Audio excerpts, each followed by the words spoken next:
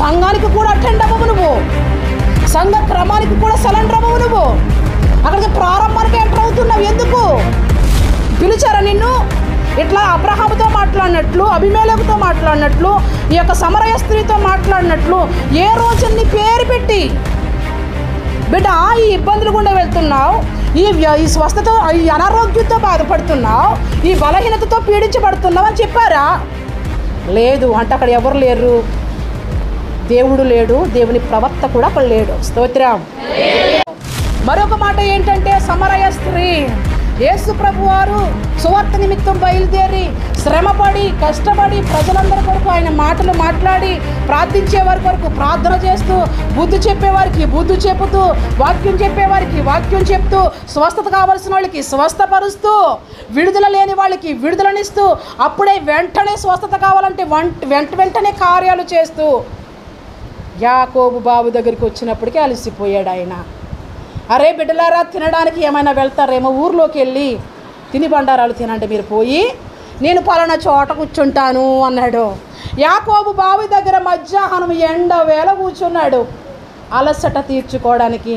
ఈ లోపల సోదరి ఒక కొండ పట్టుకుని నీళ్లు తీసుకురావడానికి వచ్చింది. ఈయన అక్కడ ఎలా ఉన్నాడు? అప్పటికి అలసి వేసారి మాట్లాడినప్పటికీ ఏమొస్తుంది, పాడినప్పటికీ ఏమొస్తుంది, ప్రార్థన చేసేటప్పటికి ఏమొస్తుంది? మాకంటే మీరే జబ్బు కోడుల్లాగా ఒక పాట పాడో, ఒక చరణం రాదు నీకు పూర్తిగా. మీరు పాడుకోండి, నేను బాధేస్తాను, మీరు కొట్టుకోండి, నేను వాయించేస్తాను. ఇట్లా ఉంటారు తప్ప దేవుడిని మనసారా స్తుతిందామని అనుకోరు. ఏం పాడుతున్నారబ్బా, ఇని పాడదామని కూడా అనుకోరు. నీ గోల నీదే, నా గోల నాదే అనుకుంటూ ఉంటాం. యేసయ్య కూడా కాలినడకతో ప్రయాణం చేసి వేసారినప్పటికీ యాకోబు గారి బావి దగ్గర కూర్చుంటే కడవ పట్టుకుని వచ్చింది ఒక స్త్రీ. స్తోత్రం. అక్కడ కూర్చుంటే ఈమె నీళ్ళకి వచ్చింది కదా అని చెప్పి, అమ్మా కొంచెం నీళ్ళు పోతావా అని అడిగిన. ఏం మాట్లాడుతున్నావు, నువ్వు యూదుడు లెక్కలో కనిపిస్తున్నావు, నేను ఎవరినో నీకు తెలియదా, నేను సమరయ స్త్రీని, మాకు నీకు సాంగత్యం అస్సలు కుదరదు, నీ దేవుడు వేరు, నీ మతం వేరు, మా దేవుడు వేరు, మా బుద్ధులు వేరు. ఎవరో సమరయ స్త్రీ.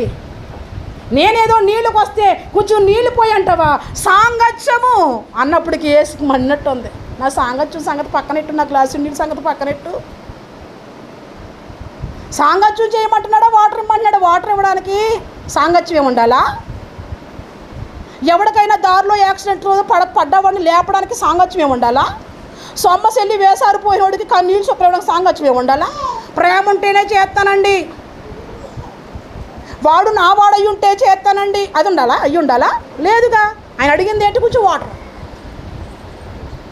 ఎట్లా అన్నప్పటికీ అసలు నేనే తెలిస్తే నువ్వు అట్లా మాట్లాడవు, నువ్వు నా సంగతి తెలిస్తే నేను ఇచ్చే నీళ్ళు త్రాగితే ఈ ఎండ వేళ ఈ కొండ పట్టుకి నువ్వు రావు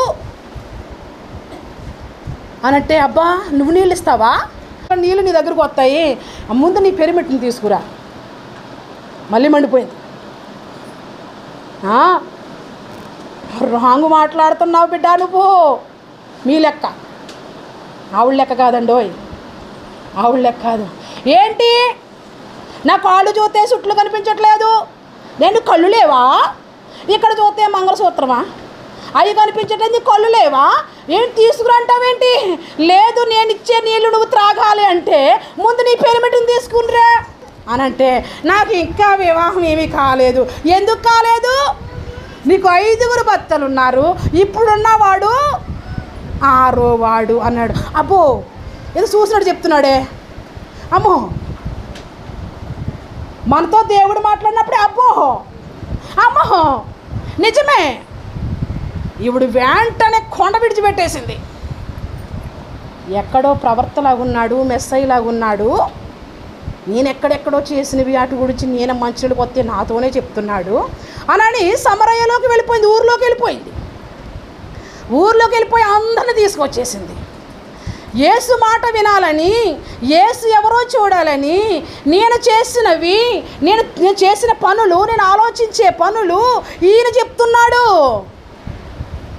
ఆయన అయిపోయింది చెప్తున్నాడు, అవ్వబోయింది చెప్తున్నాడు, ఎంటర్ అవ్వబోతుంది చెప్తున్నాడు. స్తోత్రం, దేవుడికి స్తోత్రం చెప్పండి. ఈ సమరయ స్త్రీతో ఎన్ని కోణాలతో మాట్లాడుతున్నాడు. పాతది చెప్తున్నాడు, ప్రజెంట్ ఉన్నది చెప్తున్నాడు. ఏమైనా లైఫ్లోకి రాబోతున్నది కూడా ఇప్పుడు ఎంటర్ అవుతున్నది 6. అమ్మో, అందుకనే నా యేసయ్య భూత వర్తమాన భవిష్యత్ కాలాల్లో ఉన్నవాడు. స్తోత్రం. నమ్మిన వారు ఒక బిగ్గరగా స్తోత్రం చెప్పండి. నేను చెప్పాను మంచం మించి పడిపోతాడు, అప్పుడు పళ్ళ మంచం మీద పడిపోతాడు, జాగ్రత్తగా ఉండండి, దెబ్బ మామూలుగా ఉండదు, మరి ఓరెత్తేద్దని చెప్పాను నేను. ప్రతి చిన్న మాట తెలుసుకోవాలని ఆశ ఉండేది. స్టెప్ బై స్టెప్ ఎదిగినప్పటికి ఏమొచ్చేస్తాయి? సైతాన్లా కొమ్ములు వచ్చేస్తాయి. ఏమొచ్చేస్తాయి? ఒకప్పుడు ఏం మాట్లాడాడు, ఇప్పుడు ఎందుకు అడగకూడదు అట్లా? మాతో ఉంటే ఎదుర్కోవా, మాతో ఉంటే ప్రార్థన చేస్తున్నారని ధీమా? దేవునితోనే ఉన్నారు దేవుని శిష్యులు. ప్రార్థన చేయలేదని బుద్ధి చెప్పాడా? ప్రేమించాడా? ఏం చెప్పాడు? వార్నింగ్ ఇచ్చాడా యేసయ్య శిష్యులకి? మామూలుగా వార్నింగ్ ఇవ్వలా. ఆయన వెంబడించేటోళ్ళకి డోసు పెంచుకుంటాను వెళ్ళిపోయాడు. డోసు ఎక్కడ తగ్గలా. నేను కొంతమందితో ఫ్రీగా మాట్లాడతాను, కొందరు వాయిస్తాను. స్తోత్ర. సో లక్ష్మి గారి మొహం ఎలా వెలిగిపోయిందో.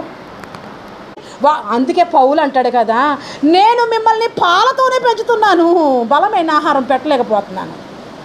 మీరు భూ సంబంధమైన మనుషులేనని, ప్రకృతి సంబంధమైన మనుషులేనని, ఆత్మ సంబంధమైన మనుషుడిగా మాట్లాడలేకపోతున్నాను. ఎందుకు ఆత్మ సంబంధమైన వ్యక్తిగా నువ్వు మాట్లాడలేకపోతున్నావు అంటే నీ ఫేస్ రీడింగ్ అంతా మారిపోతుంది. భూ సంబంధమైన వ్యక్తివి. ఆత్మ సంబంధికి వార్నింగ్ ఇచ్చామనుకోండి పశ్చాత్తాపం, డోస్ ఇచ్చామనుకోండి భయం, ఇంకా ఏమన్నా బుద్ధి చెప్పామనుకోండి అయ్యో మమ్మల్ని క్షమించండి, అయ్యో ఇది మిస్టేక్ అనుకోలేదు, అయ్యో ఇది నేను తప్పు అనుకోలేదు, అయ్యో యేసయ్యా అంటారు వీళ్ళు. ఎవరు? ఆత్మీయులు. శరీర సంబంధమైన మనుషులకి ఏంటి అన్నామనుకో,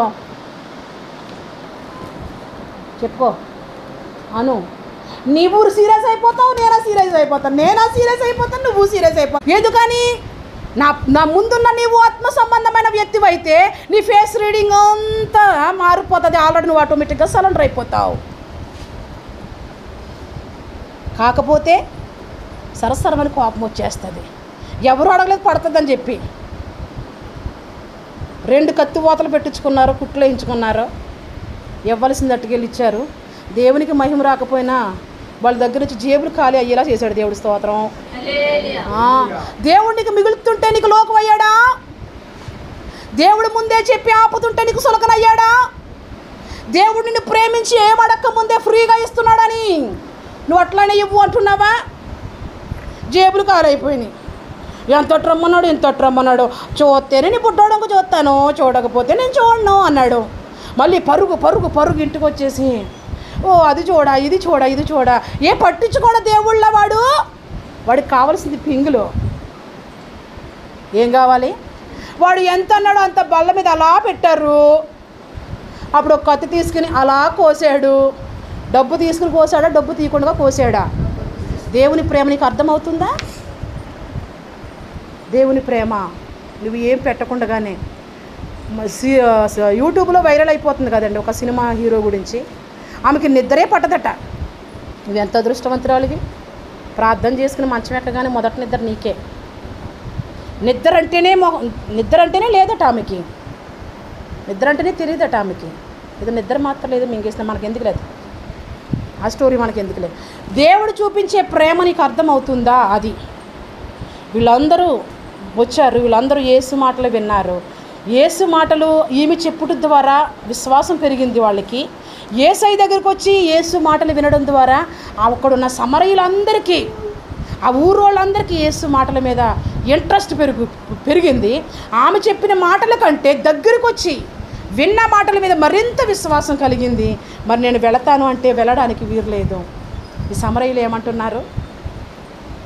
నువ్వు వెళ్ళడానికి వీరలేదు, నువ్వు అప్పుడే వెళ్ళిపోతావా యేసయ్యా? అమ్మో నువ్వు ఇలా వచ్చి మా జీవితంలోకి ఇలా వచ్చి మా జీవితాలని మార్చి మా జీవితాలు సరిచేసి మాకు కావలసినవి ఇచ్చి మళ్ళీ వెళ్ళిపోతానంటావా? నువ్వు వెళ్ళడానికి వీళ్ళది ఒక్క రోజైనా లేక 2 రోజులైనా. ఏమంటున్నారు వీళ్ళు? ఒక్కరోజు యేసయ్యని ఆపేస్తున్నారు, వీరు వెళ్ళనివ్వట్లేదు. ఇక ఈ రోజంతా మాతోనే ఉండాలి, రేపంతా మాతోనే ఉండాలి అంటున్నారు. ఆ మాట చూపిస్తా చూడండి. యోహాను సువార్త 4:9.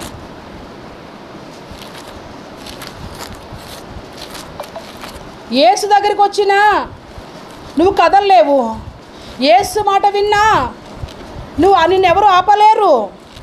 ఈ విశ్వాసుల్లోకి సమరయుల్లోకి వీళ్ళు విడిచిపెట్టిన తరువాత, వీళ్ళలోకి యేసు ప్రేమ వీళ్ళు హృదయంలో నింపబడిన తరువాత, యేసై నువ్వు వెళితే నేను ఉండలేను, నిన్ను విడిచి నీ ప్రేమ మరచి నేను ఎట్లా పోగలను, నువ్వు ఈరోజు రేపు మా దగ్గర ఉన్నప్పుడు వెళ్ళరాదు అంటున్నారు. యోహాను 4:9. ఆ సమరయ స్త్రీ 40వ వచనం చూడండి. ఆ సమరయులు ఆయన యొద్దకు వచ్చి,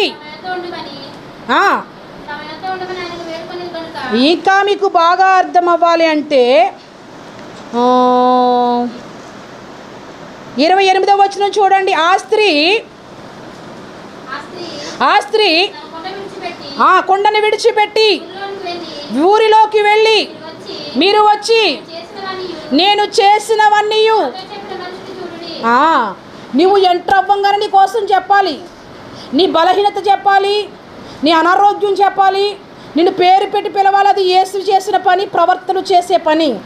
వెళ్ళొచ్చేస్తే కాదు, నిన్ను పిలవాలి, నీతో మాట్లాడాలి, నేరుగా ఆయన స్వరం వినిపించాలి. ఎప్పుడూ వెళ్ళం తోడనే చూడం తోడనే. అది అక్కడ దేవుడున్నాడని,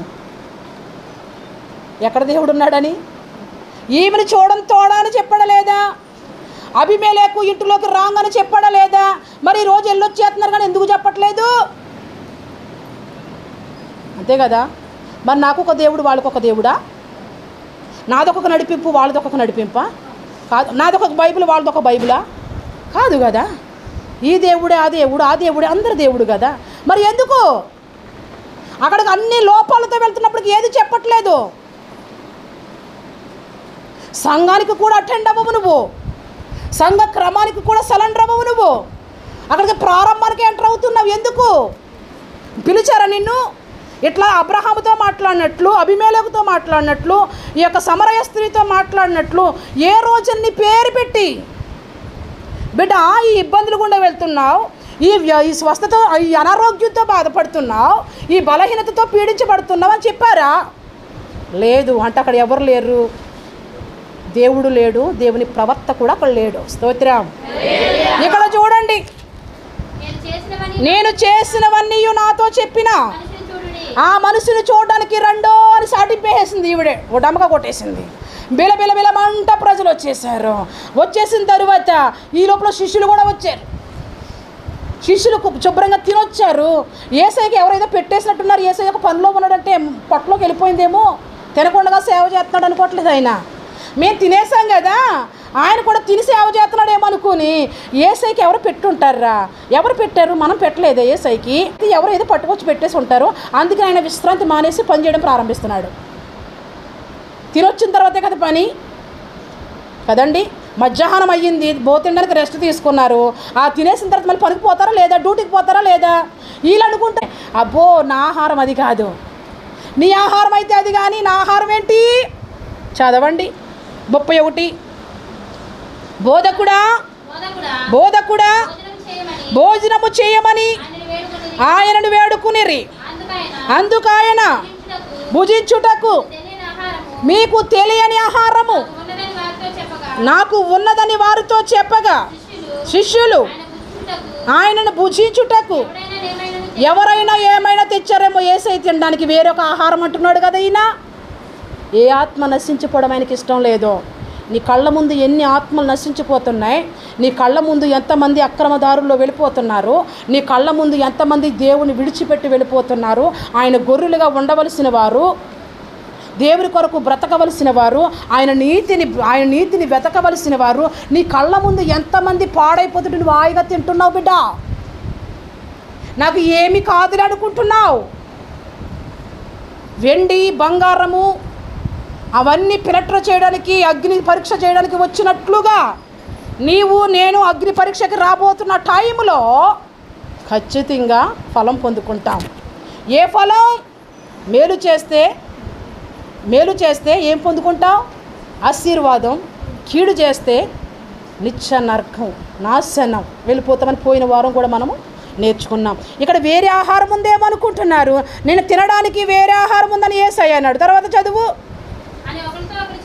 ఒకరితో ఒకరు చెప్పుకునిరి, యేసు వారిని చూచి, నేను ఎవరి చిత్తం నెరవేర్చడానికి వచ్చాను అంటే ఏ ఒక్కరు నశించిపోవడానికి వీరలేదు. నమ్మి బాప్త్యసం పొందారా రక్షింపబడతారు, నమ్మి బాప్త్యసం పొందలేదా శిక్షింపబడతారు. శిక్ష ఎవరిది? వాళ్ళదే. శిక్ష యేసు వెయ్యలేదు, శిక్షిస్తున్నాడు వీళ్ళు దేవుడు అంటున్నారు. నమ్మకపోతే ఆయన చెప్పుతాడు, చెప్పిందని స్వీకరించకపోతే. నమ్మి బాప్త్యసం పొందిన వాడిది రక్షణ, నమ్మలేని వాడిది శిక్ష. నీ మాట వింటే నువ్వు నీ పిల్లల్ని కొట్టొచ్చా? నువ్వు నీ పిల్లల్ని తిట్టొచ్చా? తిట్టే అధికారం, కొట్టే అధికారం అమ్మగా నీకు నాన్నగా నీకు ఉండాలా? కొట్టే అధికారం, తిట్టే అధికారం సృష్టించిన దేవుడికి వద్దంటున్నావా నువ్వు? దేవుడినే ప్రశ్నిస్తున్నాడు వీడు. వీళ్ళు దేవుడు శిక్షిస్తాడట, వీళ్ళు దేవుడు చంపేస్తాడట. ఈ యేసుక్రీస్తు ప్రభు అంటే దేవుడు నమ్మకపోతే రాళ్ళతో కొట్టాలంట. ఎన్ని పేర్లు యేసు నామధేయుడికి. ఎవరి కోసం భరిస్తున్నాడు? ఇంకా నశించిపోతున్న వాళ్ళు ఉన్నారే, ఏంటి లేపండి. ఇంకా నశించిపోతున్న వాళ్ళు కొరకు యేసయ్య ఏం చేస్తున్నాడు? ఎవరు ఎన్నన్నా ఓర్చుకుంటూ, ఎవరు ఏమన్నా సహించుకుంటూ, తిడితే తిట్టించుకుంటూ ఆయన ప్రయాణాన్ని కొనసాగిస్తూ ఉన్నాడు. నేను ఎందుకు వచ్చానో తెలుసా? తండ్రి చిత్తాన్ని నెరవేర్చడానికి వచ్చాను. నీకు ఏ పని లేదు కాబట్టి వెళ్ళిపోతేనే వచ్చావు. నాకు ఇక్కడ ఒక పని తగిలింది. నీ పక్కన ఎన్ని పనులున్నాయో, నువ్వు చేయాల్సిన పనులు, నీ ఇంటిలో చేయవలసిన పనులు ఎన్నున్నాయో, నీ గ్రామంలో చేయాల్సిన పనులు ఎన్నున్నాయో, నీకు తెలిసిన వారికి నువ్వు చేయాల్సిన పనులు ఎన్నున్నాయో, నీ కళ్ళ ముందు నశించిపోతున్న వారికి యేసు కోసం ఒక్క మాట చెప్తున్నావా? నీవు కూడా చెప్పట్లేదంటే నీవు కూడా వాళ్ళకి మళ్ళీ ఉన్నావు. ఎలా ఉన్నావు? నీవు కూడా ఎదుటి వాళ్ళ మళ్ళీ ఉన్నావు. నీలో ఉన్న ఆ లక్షణాలు, క్వాలిటీసు ఆమెలో కూడా ఉన్నాయి. ఇంకా ఆమెకు నువ్వెక్కడ చెప్తావు? విడిచిపెడితేనే కానీ చెప్పలేవు. స్తోత్రం. ఏం చెప్పలేం? విడిచిపెడితేనే కానీ చెప్పలేము. ఇంతమంది మన కళ్ళ ముందు నశించిపోతే పోనే పోనే పోనే. వాక్యమిని పొదులు తెచ్చుకొని, వాక్యమిని రోషం తెచ్చుకొని, వాక్యమిని భారం పెంచుకొని, మీరు సర్వ సృష్టికి వెళ్ళకపోయినా నీ ఇంటిలో నీవే ఒక మంచి ఆత్మీయమైన వ్యక్తిగా పనిచేయాల్సిన నీవు, నీ గ్రామంలో నీవే అనేకులకి వెలిగించుటకు దీపస్తంభముగా నిలవబడిన నీవే పడిపోతున్నావు. యేసయ్య అంటున్నాడు, తండ్రి చిత్తం చేయడానికి వచ్చాను. నాకు ఈ ఆహారం కంటే అబ్బు సంబంధమైన ఆహారంతో నాకు పని లేదు. స్తోత్రం. నేను చెప్తాను, మేము ఏమీ తినాం. ఈరోజు బాబిగాడికి పనిష్మెంట్ వేశాను. నేను చక్కగా సండే స్కూల్ ఆరాధనలు అయిన తర్వాత తినిరండి రా అంటా. నేను తినకుండా మేము సేవ చేస్తూ తినిరండి అని అంటే వాడికి లోకమయ్యాం. మా ప్రేమ సొలకనైంది నా కొడక, మేము 5 గంటల దాకా తినాం, నువ్వు తినడానికి వీరలేదు. అప్పుడు వెళ్తాను. అంతేనా? నేను పంపను ఈరోజు ఇంటికి. మాడు ఆటకి వెళ్ళినప్పుడు మంట నీకు అర్థం కావట్లేదే. తినకపోయినా ఆడేస్తున్నావుగా. దేవుని మందిరంలో కూడా నువ్వు మాడాలి ఈరోజు అని షరతు వేశాను వాడికి. ఎప్పుడు అనేది తినిరండి అని. వాడితో పాటు సండే స్కూల్లో పిల్లలను కూడా తినకుండా కూర్చోబెట్టాడు. బత్తండి తినకుండా కూర్చోబెట్టాను. ఉదయం అంతా మేతావు, 366 రోజులు మేతావు. పొద్దున్న సంతల పడుకుని ముందు కూడా స్నాక్స్ తెచ్చుకుని పక్కన పెట్టుకుని నీకు నచ్చింది తీసుకుని తినేసి కనుకుక్కుని మింగేసి బేవ్ అని అనేసి అప్పుడు మంచం ఎక్కుతా. అప్పుడు దాకా అసలు పొట్టకి ఖాళీయే ఉండదు. ఒకరోజు మార్చండి. ఈరోజు మీరు తినొచ్చారులే, సొరకాయ మొహాలు వేసుకుని చూడకండి అని కూర్చోబెట్టాను అక్కడ. యేసుకి ఏ ఆహారం దొరికింది?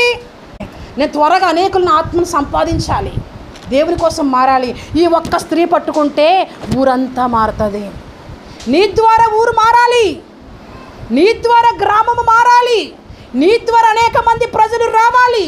ఈ స్త్రీ చెప్పుడు ద్వారా వచ్చారు, యేసు మాట వినటం ద్వారా కూడా అనేకులు వచ్చారు. స్తోత్రం. ఒక పక్క ఈమె పని చేసింది, ఒక పక్క ప్రభు అయిన యేసుక్రీస్తు వారు పని చేశారు. యేసయ్య వెళ్ళిపోతుంటే చింత వచ్చేసింది, యేసయ్య వెళ్ళిపోతుంటే బాధ వచ్చేసింది. యేసయ్య అంటున్నాడు కదా, నాకు నేను తర్వాత చదవండి ఇక్కడ, నన్ను పంపిన వాని చిత్తము నెరవేర్చుటయు నాకు ఆహారమునై ఉన్నది, కోతాకాలం వస్తుందని చెప్తున్నారు కదా శిష్యులారా. 4 నెలల్లో కోతాకాలం వస్తుంది కదా. ఇదిగో పొలములను చూడుడి, అవి ఇప్పుడే కోతకు వచ్చి ఉన్నాయి. సమరయులందరూ ఎలా వచ్చి ఉన్నారు? నశించిపోతున్నారండి ఆత్మలో.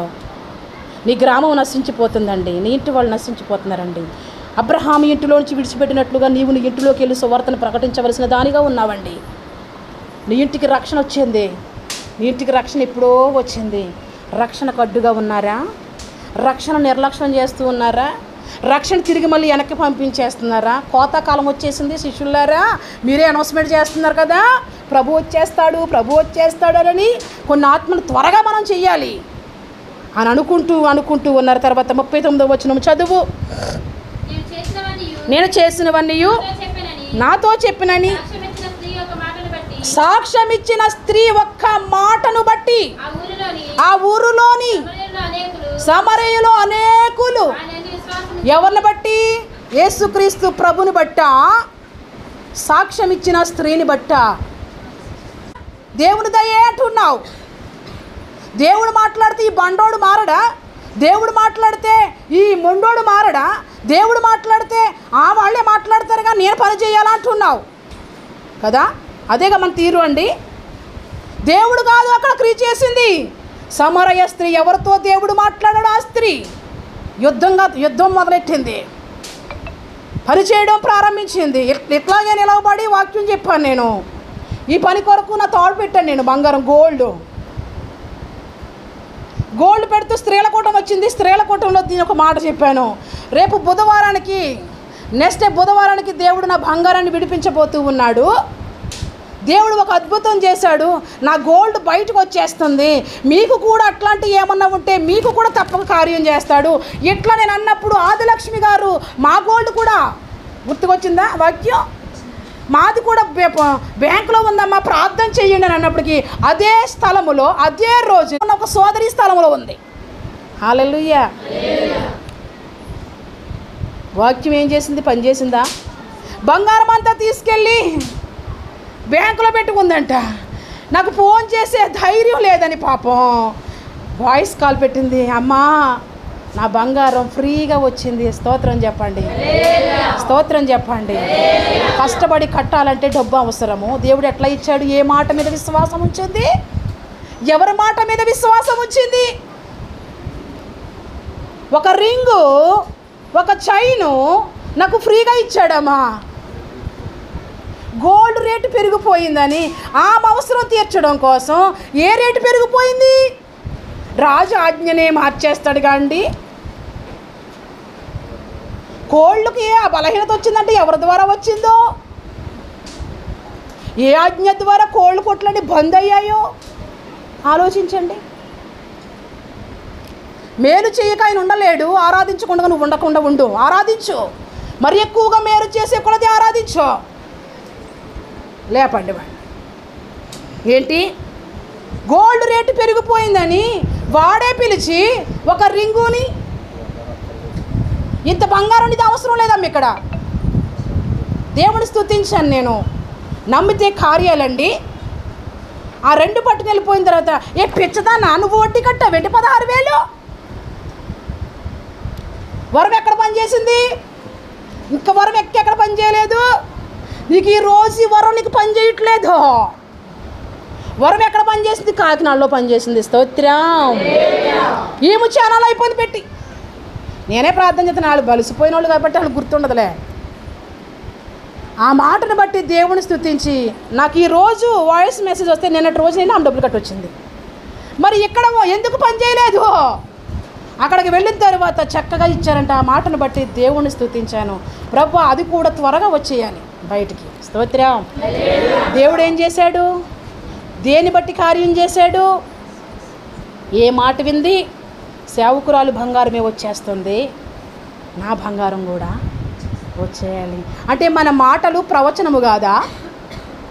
మరి డబ్బు కట్టి వస్తే ప్రవచనము కాదు, ఫ్రీగా వస్తే స్తోత్రం. హల్లెలూయా. దేవునికి స్తోత్రం చెప్పండి. మాట్లాడే దేవుని కలిగి ఉన్నాం. ఈ యొక్క సమరయ స్త్రీని బట్టి ఏం చేశారట? యేసు దగ్గరికి వచ్చారట. అనేకులు వచ్చారట. యేసు ఎవరో ఈ గ్రామంలో ఉన్న స్త్రీలకు తెలియదు.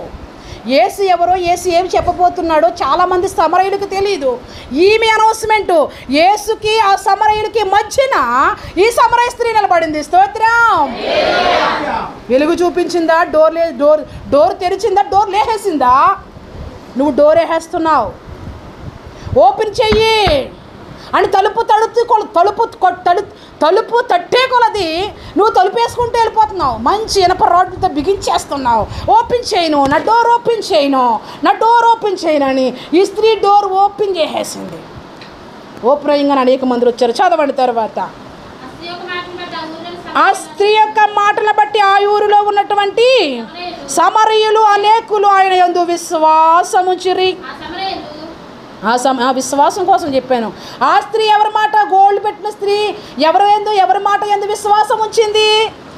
గోల్డ్ వస్తుందనే సేవకురాలు ఎందు విశ్వాసం ఉంచింది. స్తోత్రం. నేను చెప్తున్నాను కదా, మాకో దేవుడు మీకో దేవుడు కాదు. మాకు చేసిన మెరకలే మీకు చెయ్యాలా. స్తోత్రం. చెయ్యట్లేదు అంటే నువ్వు డోర్ వేసేసావు అంతే. డోర్ తీ ఈరోజు. ఆమేన్. విశ్వాసం ఉంచి ఆయన సమరయులు ఆయన యొద్దకు వచ్చి తమ యొద్ద ఉండమని ఏం చేస్తున్నారంటే, అయ్యా ఈ వేళ ఉండరాదు, ఈ వేళ ఉండిపో అయ్యా. దొంగ ఉండిపోమంటలేదు, దొంగ మాటలు మాట్లాడట్లేదు. మనసులోనేమో ఎప్పుడు వెళ్ళిపోతారా అని చూస్తారు కొంతమంది. పైకి ఉండండి, బొంగ మూత వేసుకుని ఉండండి అంటారు. లోపడే పో అంటున్నావు, పైకి ఏమి ఉండండి సరేనా అంటాం మనం. ఇక్కడ వీళ్ళు ఏమన్నారు? మనసులో ఒక మాట, పైకి ఒక మాట కాదు. చాలామంది శోధించి ఇస్తూ ఉంటారు. అప్పుడు అవన్నీ మూట కట్టి ఢామర పడతా ఉంటాను నేను. లోపల ఒకటి పైన ఇచ్చి కూడా మరి అంతే. మరి నువ్వు ఏది చేయనా కృతజ్ఞతతో చెయ్యి. ఆయన నీకు మేలు చేసిన కొలది మరీ ఎక్కువగా చెయ్యి. నేను ప్రేమించాడు కనుక. అంతేగాని ఇట్లా చేస్తే మళ్ళీ తిరిగి నాకు వస్తాయి, ఇట్లా చేస్తే మళ్ళీ నువ్వు అని రిజెక్ట్ కొడుతుంది, అప్పుడు నా జేబులు ఎట్టుకుందా. అలా కాదు. ఇష్టపూర్వకంగా వీళ్ళు అంటున్నారు, అయ్యా వెళ్ళిపోతావా? ఎంత నెమ్మది వచ్చింది, ఎంత స్వస్థత వచ్చింది. మా అన్ని విడిచిపెట్టడం ద్వారా, మా కుండని విడిచిపెట్టడం ద్వారా, మా లోపాలు విడిచిపెట్టడం ద్వారా మేము రిలాక్స్ అయిపోయాం. మేము ఖాళీగా ఉన్నాం. ఇప్పుడు మేము ఖాళీగా ఉన్నప్పుడు నువ్వు విరువుగా మాట్లాడితే మా హృదయమంతా నీ ప్రేమతో, మా హృదయమంతా నీ మాటలతో, మా హృదయమంతా నీ భారంతో నింపబడాలి. నువ్వు పోతే ఎట్టయ్యా? నువ్వేమంటావు? తొందరగా ప్రార్థన చేసేయండి, తొందరగా వెళ్ళిపోండి, 12 అయిపోయింది, భోజనం టైం అయిపోయింది, డ్యూటీ టైం అయిపోయింది, దుకాణం టైం అయిపోయింది అంటాం. వీళ్ళు ఏమంటున్నారు? అయ్యా వెళ్ళిపోతారు అప్పుడే. ఇట్లా దర్శనమిచ్చి మాట్లాడి మమ్మల్ని సరిచేసి మమ్మల్ని బాగు చేసి మాకు వెలుగునిచ్చి వెంటనే పోతావా? తమ యొద్ద ఉండమని ఆయనను వేడుకునరి గనుక ఆయన ఉన్నారా లేదా? యేసయ్యా మా ఇంటికి రండి అంటే వస్తాడు ఆయన. యేసయ్యా నాతో ఉండంటే ఉంటాడు ఆయన. యేసయ్య నువ్వు ఎందుకు మౌనంగా ఉన్నావు, ఎందుకు మాట్లాడు అంటే మాట్లాడతాడు ఆయన. నాతో మాట్లాడకుండా కానీ మౌనంగా ఉన్నాడా? నాకు చూడాలి. వదిలేసేవా? ఏం చెప్పట్లేదంటే ఇప్పుడే చెప్పంటే మీ చరిత్ర అయిపోయినట్టే. మీ చరిత్ర అయిపోయినట్టే. ఎవరి కోసం చెప్తాడు మరి? ఇశ్రాయేలు గొర్రెల కోసమే కదండి, నశించిపోతున్న వాళ్ళకే, కానీ వేరొకరు వాళ్ళ కోసం చెప్పడు కదా. ఆయన ప్రజల కోసమే చెప్తాడు. ఎన్ని మార్లు చెప్పినా బయట వాళ్ళ కోసం చెప్పడు. బయట వాళ్ళ కోసం చెప్పడానికి కాదు కదా. అప్పుడు నేను అట్లాగని ప్రార్థన చేసేనా, నువ్వు బయటకు వచ్చావే. చాలా మంచిది, చాలా మంచోడు అని పేరు పెట్టిన తర్వాత దేవుడు నీ కోసం ఏమైనా చూపించాడా? ఇంక నీ సీన్ అయిపోయినట్టే. నిజం చెప్తున్నానండి. దేవుడు నాతో మాట్లాడకపోతే నేను ప్రశాంతంగా ఉండను. ఎందుకు వదిలేసావా, నేను ఏమైనా చేశానా అని చెప్పి తెగ ప్రార్థన చేసేస్తాను. దింపేయాలి ఆయన. మరి అప్పుడు ఏమైనా చెప్పాడు, నాకు నీకు మధ్య కలెక్షన్ ఉందేంటి, వదిలేసావేమోనని. నిజం చెప్తున్నానండి, దేవుని ఎదుట చెప్తున్నాను, నన్ను వదిలేసావేమోనని నాకు భయం అనిపించింది. నువ్వు మాట్లాడలేనప్పుడు, నువ్వేది చూపించలేనప్పటికీ, నువ్వేది చెప్పలేనప్పటికీ, నువ్వు నన్ను ఎక్కడైనా వదిలి వెళ్ళిపోయావేమో, ఏమీ మాట్లాడట్లేదే, నువ్వు ఎప్పుడు ఏదో చెప్తానే ఉంటావు. ఉదయం చెప్తావు, మధ్యాహ్నం చెప్తావు, రాత్రి చెప్తావు, ఏదో ఒకటి ఖచ్చితంగా చెప్తావు. జరిగేది చెప్తావు, జరగబోయేది చెప్తావు, జరగబోతున్నది కూడా చెప్తావు, నువ్వు మౌనంగా ఉన్నావేంటి అనుకుంటా. సమరయ్యులు విడిచిపెట్టి ఫ్రెష్ అయిపోయి ఖాళీగా ఉన్నారు. ఆ ఖాళీ కుండలు నింపాలంటే ఇప్పుడు ఏం చేయాలి? ఎవరుండాలి? ఎవరు నింపాలి? ఇప్పుడు యేసునే కదండి. వాళ్ళని బలపరచాలి, స్థిరపరచాలి, రక్షణలోకి తీసుకురావాలి, మారు మనసు అనుభవంలోకి తీసుకురావాలి, వాళ్ళకి భారం పెట్టాలి. ఇట్లా ఉండాలి అంటే యేసు వెళ్ళిపోతే వాళ్ళు మళ్ళీ లోకంలోకి వెళ్ళిపోతారు. సహవాసం మంచిదా చెడ్డదా? యేసుతో సహవాసం మంచిదా చెడ్డదా? సంఘముతో సహవాసం మంచిదా చెడ్డదా? సేవకుడితో సహవాసం మంచిదా చెడ్డదా? సేవకుడితో సహవాసం తెగిపోయిందా? సంఘంతో సహవాసం తెగిపోయిందా? దేవునితో సహవాసం తెగిపోయిందా? ఈరోజు సమరయ స్త్రీకి వచ్చిన విడుదల యేసు నామములో మీకు కలుగునుగాక. అతిక్రమములు దాచిపెట్టువాడు వర్ధలడు, సామెతల్లో ఉందిగా అండి, సామెతలు 28:13 ఉంది. వాటిని ఒప్పుకొని విడిచిపెట్టేవాడు కనికరము. కనికరము ఎవరి మీదకి వచ్చింది? కనికరము ఎవరికి వచ్చింది? ఆ ఊరికి వచ్చింది. కనికరము ఎవరికి వచ్చింది? ఆ సమరయ స్త్రీలందరికీ వచ్చింది. కనికరము ఎవరికి వచ్చింది? యేసునందు ఉన్న వారికి వచ్చింది. కనికరము ఎవరికి వచ్చింది? యేసునందు విశ్వాసం ఉంచిన వారికి కనికరము వచ్చింది. వాళ్ళ అతిక్రమములు దాచుకోలేదు బిడ్డ. నువ్వు ఏది దాచుకోవాలి అది దాచుకో, అతిక్రమం దాచుకోకు, పాపము దాచుకోకు, ఉండకూడని లక్షణాలు దాచుకోకు. నువ్వు డైరెక్ట్గానే ఉండాలి కానీ ఇండైరెక్ట్ అనేది నీలో ఉండడానికి వీల్లేదు. దేవునికి ఇండైరెక్ట్ లేదు, దేవునికి డైరెక్ట్.